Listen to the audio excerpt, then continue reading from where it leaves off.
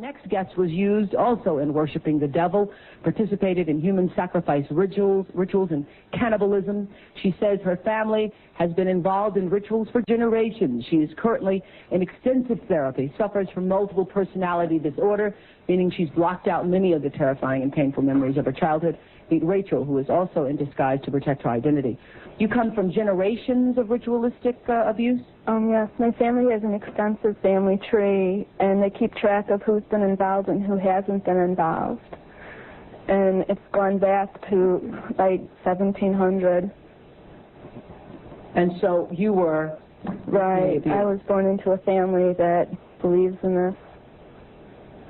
And does everyone else think it's a nice Jewish family? From the outside, you appear to be a nice Jewish girl? Definitely. And you all are worshiping the devil inside the home? Right. There's other Jewish families across the country. It's not just my own family. Really? And so who knows about it? Lots of people now. I talked to a police detective in the Chicago area, and several of my friends know, and I've spoken publicly before.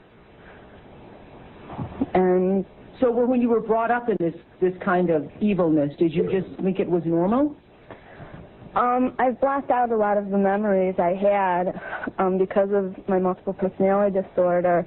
But yes, I mean, it's like if you grow up with something, you think it's normal. Mm-hmm. I always thought. So what kinds of things? You don't have to give us the gory details, but what kinds of things went on in the family?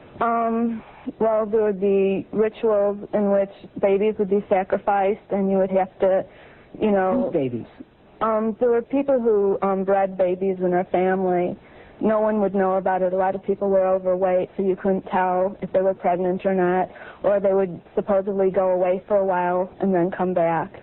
The other thing I want to point out, not all Jewish people sacrifice babies. I mean, no. That's not a very we kind of know thing. That. I just want to point that out. This is the first time I heard of any Jewish people sacrificing babies. But anyway, so you witnessed the sacrifice? Right. When I was very young, I was forced to participate in that, in which I had to sacrifice an infant. And the purpose of sacrifice is to what? Is to bring you what? What are you sacrificing for? For power. Uh-huh. Power. And so, were you ever used? Were you ever used yourself? I was molested. I was raped several times.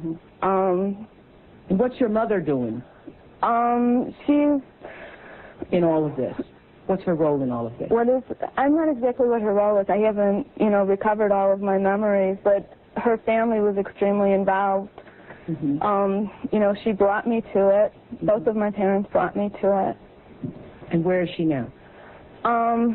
She lives in the Chicago metropolitan area.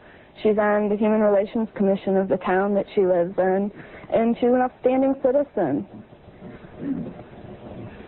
Nobody would suspect her. Were you raised with a sense of right and wrong, Rachel? Yes. I mean, it's like I had both.